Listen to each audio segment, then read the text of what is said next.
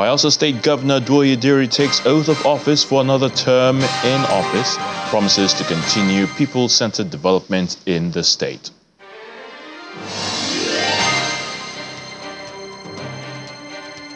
Niger Delta Development Commission signs performance bond with Ministry of Niger Delta Affairs. And Delta State Governor commits to improvement in infrastructure development as Olu of Warri pledged to support his administration.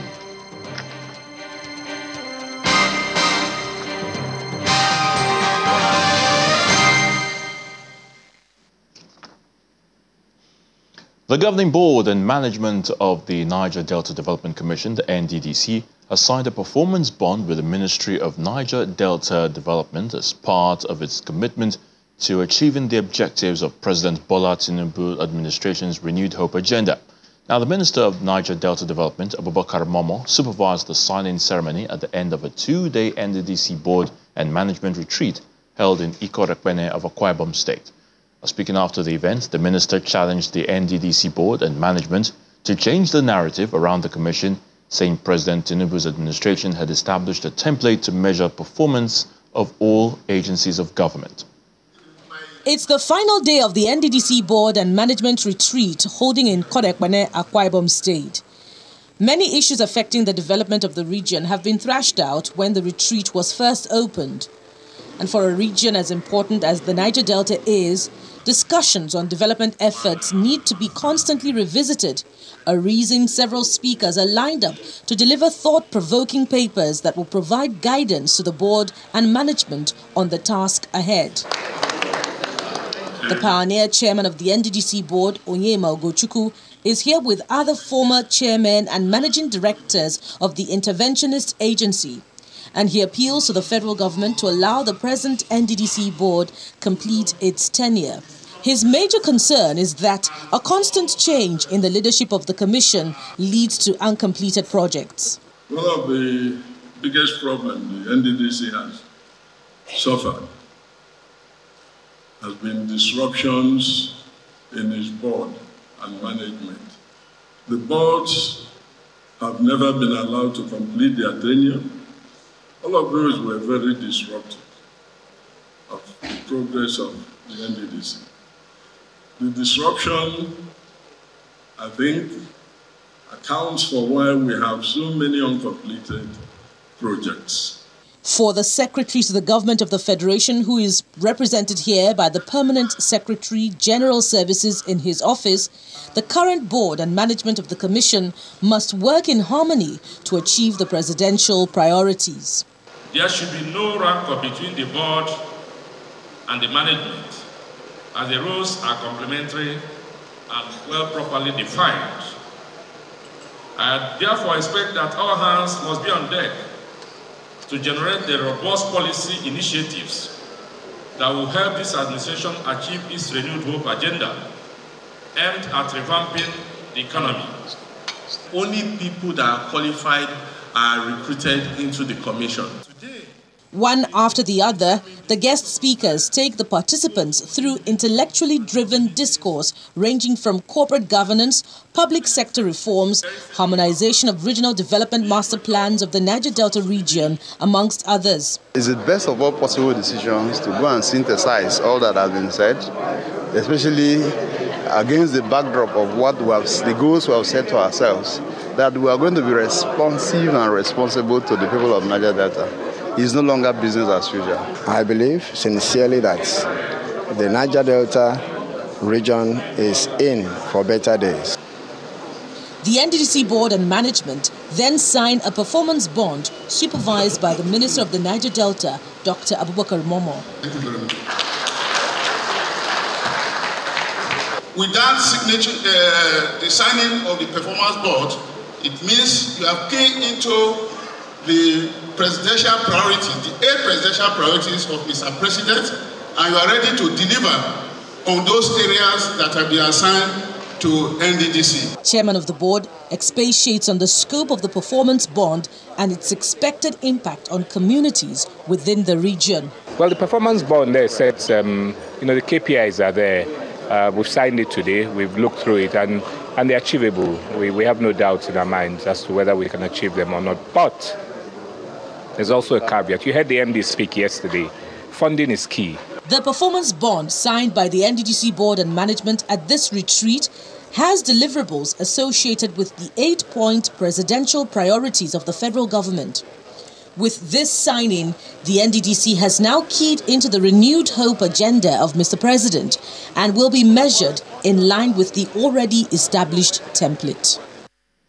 The Chief Judge of Rivers State, Justice Simeon Amadi, has decried the high level of criminality in the state, saying the courts and correctional services are stretched beyond capacity. The Chief Judge made this comment in Port Harcourt during the flag-off of an event tagged Community-Centered Approach to Transforming Criminality and Violence in the Niger Delta. Our correspondent, Charles Operum, reports. It's a full house at the conference hall in the Rivers State Secretariat building as government officials, members of the judiciary, and traditional rulers are in attendance. The event is the launch of a project tagged Community-Centered Approach to Transform Criminality and Violence in the Niger Delta, and the Chief Judge of the state takes the opportunity to address the spate of insecurity. Rivers State in particular is plagued with a lot of criminality. Many things are happening. Our courts are congested. Our correctional center, the prison, as you all know, called it before, is congested. The prison was built for about 2,000 persons, and now is housing about 4,000 persons. And we believe with this type of program going on in various communities, local government in the state, I think it will reduce the act of criminality to the barest minimum. The Rivers State Governor, who is represented by the Commissioner for Youth Development, says the state government is ready to partner with any initiative that will bring peace to the state. This is a laudable initiative, and we are optimistic that the project will realize its objectives by transforming and channeling the budding energies of our youth into positive ventures that will be beneficial to all. We as a government, our primary agenda is peace and security of lives and property. We are thus still supportive of any project, whether soft or hard, designed to enthrone peace and tranquility in the state. The organizers of the event, however, explained the thinking behind the project and its importance to the Niger Delta. The focus is to work with communities to set up community-centered peace architecture where they would meet frequently to review issues and come up with strategies to address them. It is to facilitate capacity building of community actors, especially women and youth, to have policy engagement at local, state, regional and international levels, and ensure that whatever intervention that is implemented is designed from, with and among communities. That project is aimed at reducing violence in the Niger Delta. We are working in 66 communities in Rivers, Bayelsa, and Delta in several local government areas, with our target focused on communities that are hotspots, but also communities where there are opportunities for building peace. This project is designed to impact over 166 communities in Rivers, Delta, and Bayelsa states, and is touted to reduce violent crime by engaging communities at a grassroots level. Charles Operum, Channels Television News. In Cross River State, the zero tolerance for out-of-school children is being strengthened by a partnership with the National Institute for Educational Planning and Administration and the United Nations Children's Fund, UNICEF, to assess existing development documents and make changes to improve education. Now, the exercise will help the state tackle all issues affecting the education sector. Cross River is one of the 8 focal states, and the partners are calling on all concerned to prioritize education as it's the bedrock of every nation's development. In the last quarter of 2023, the Cross River State Governor, Basi Otu, declared free tuition for students in public primary and secondary schools across the state to keep children in school and to encourage re-enrollment of out-of-school children. The state government is aiming for zero record of out-of-school children across the 18 local government areas, extending the privilege to externally displaced people. To achieve success, Governor Otu's administration is partnering with the National Institute for Educational Planning and Administration and the United Nations Children's Fund as part of its education sector. We are here, number one, to review the state strategic education sector plan, SESOP, with the inclusion of disabilities. Educational sector plan assessment tool is a broader to ESPA because it is from the template that you have that you now take that template, the result of the template, it will now showcase the performance in education. We are looking at what is the enrollment. We are looking at the completion rate. We are also looking at what is the dropout rate and the number of people that have been out of school. The partnership will help reveal problems in the sector. Reviews will be carried out on existing structures covering education sector performance assessment tools, state education strategic plan, state education sector operational plan, and local education sector operational plan. The representative of the National Institute for Educational Planning and Administration gives more details on the work with UNICEF and the state government. The education sector plans currently ongoing across the 8 focus states in question started late in 2023 with the scoping and reviewing of existing sector plan documents covering education sector performance assessment tools, that's ESPAT, State Education Strategic Plan, SESP, State Education Sector Operational Plan, SESOP, and Local Education Sector Operational Plan, LESOP. All stakeholders express commitment to a rejig of the system to ensure the plans translate into tangible improvements in positively impacting the lives of children, their families, and communities. Delta State Governor Sheriff Oborowori has pledged continued commitment to infrastructural and human capital development of the state.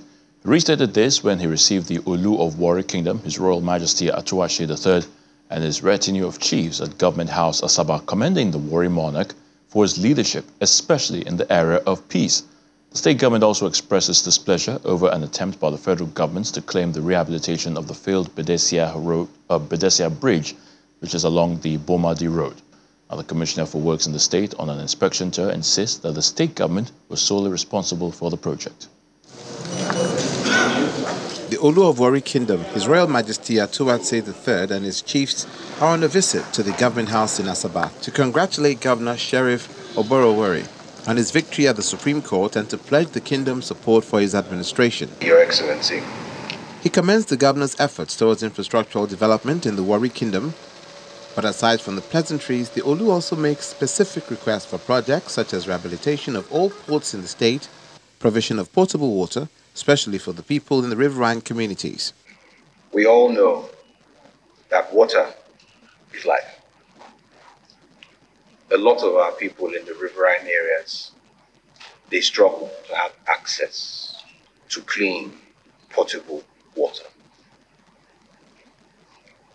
And while we are doing our best to build up our communities and encourage our people to come home, we need help, Your Excellency, to ensure that as our people settle back in their homes, they have access to potable water. Governor Oborowori promises to engage relevant federal government authorities for the revitalization of all seaports in the state, as well as to ensure the stormwater drainage project is completed, amongst other projects. Phase 1 of the storm drain has been completed by Levant. Phase 2 is 90% completion, and also was also in the last ESCO approved the phase 3 of the storm drain, because that's what's keeping the delay in some of those roads in Warri. Without the storm drain, if you consult any road there, it will just wash away. Still on infrastructure, the State Commissioner for Works, Highways and Urban Roads, Reuben Izeze, and his colleague in charge of rural roads, Charles Anyagu, are on a routine inspection of ongoing road projects and the bridge that failed during the 2022 flood. The rehabilitation work was completed by the state government last December, but a sign erected accrediting the job to the Ministry of Niger Delta Affairs sparks a quick reaction. 10 persons had attempted to take credit for this job that was done by the Delta State government by Niger Cat Construction Company. We need to put this before the public. This job had been completed at least as of 20th of December. It was opened up, the bridge, as the 15-meter span bridge was opened up completely for use. The team also visited the Trans-Warri Ishekiri Road projects, including 19 bridges and internal roads, as well as construction work being executed at the DSC roundabout. When we come back on the program, Bayelsa State Governor Diri is inaugurated for a second term in office. We'll bring you details after this. Please stay with us.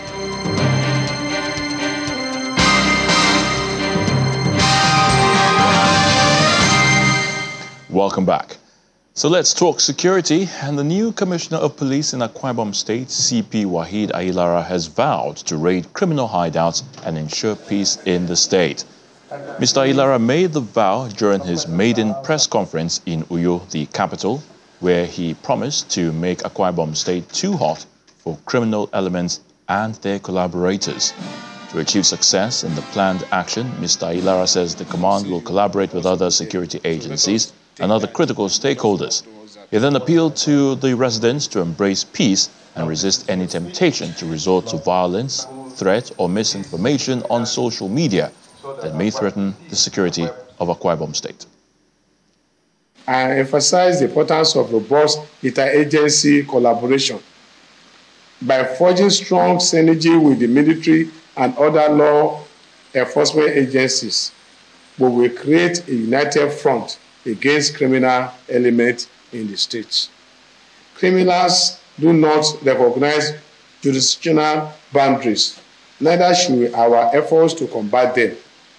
Together, we will share intelligence, coordinate operations, and leverage on our collective strength to tackle crime comprehensively. To our esteemed colleagues in the military and other law enforcement agencies, I extend a hand of collaboration and cooperation.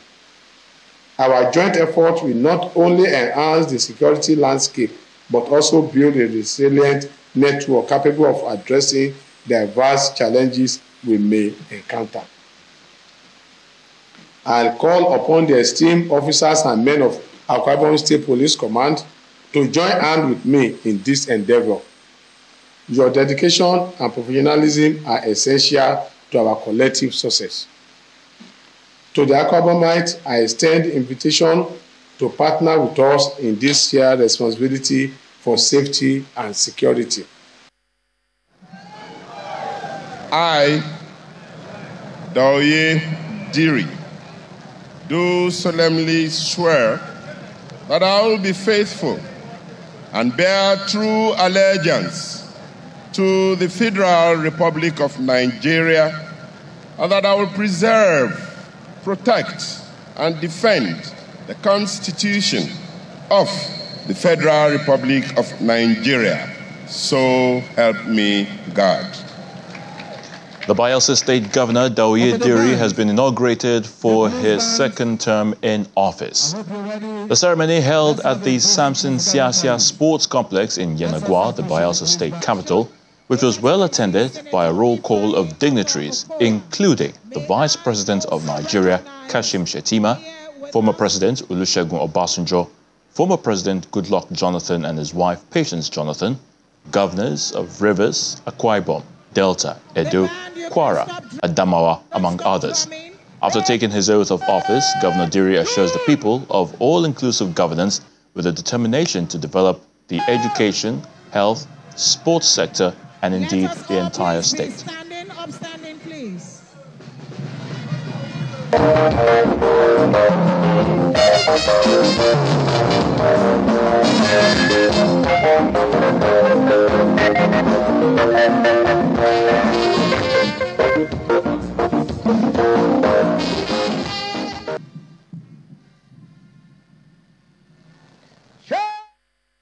should have an active and direct role in shaping and participating in the economy, from business owners, entrepreneurs to industry leaders, investors, and everyone in driving the economic growth and prosperity of our state. With the vision in mind, we have developed a comprehensive and ambitious 5-year development plan for our state. And to kickstart the implementation of this economic plan to engage stakeholders, we are excited to announce the upcoming Bayelsa Economic Summit in Agua. The summit will serve as a platform for sharing ideas, discussing opportunities, and forging partnership to accelerate the economic growth of our state. You can make many plans, but the Lord's purpose will prevail. From chapter 19, verse 21 is instructive. It means that people can make all kinds of plans, but only the Lord's plan will prevail.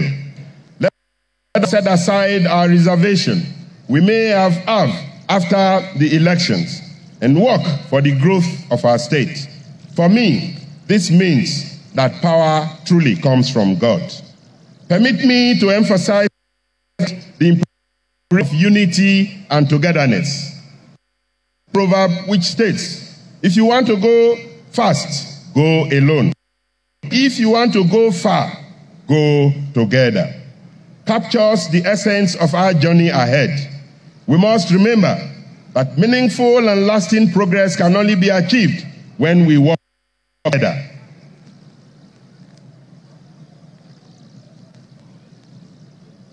To the state, let me also use this opportunity to appreciate all of us from Bayelsa State as we stand together next tenure. To Edo State now, and persons with disability are lamenting the increased challenges posed by the economic hardship in the country due to the fuel subsidy removal, and they say they want governments to include them in policies meant to cushion the hardship. Some physically challenged persons who spoke with Channels Television in Benin City, the state capital, listed difficulty in affording transportation, feeding and other essentials as some of the hardship they currently face. They are also asking the state government to establish a disability commission to support enforcement of available laws.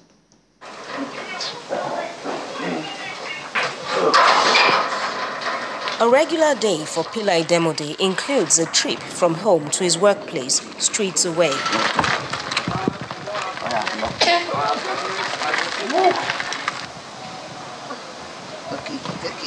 He needs help navigating uneven sections of the road within his neighborhood.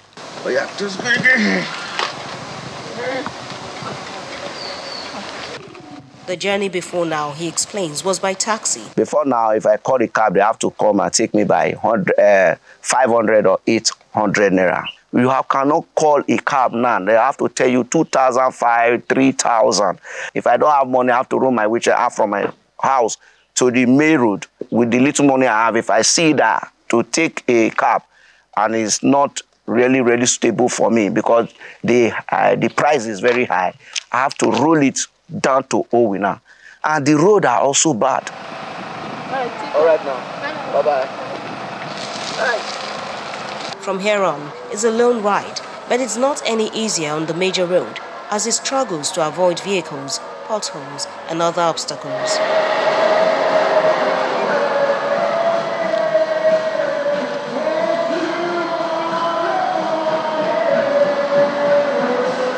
There are points where Pillar also rests from wheeling himself.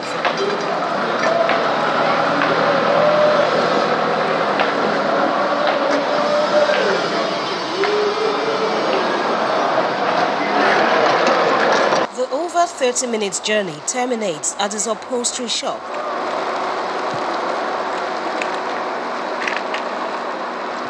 One of his clients has come to have his pending work completed, and this receives the expected attention.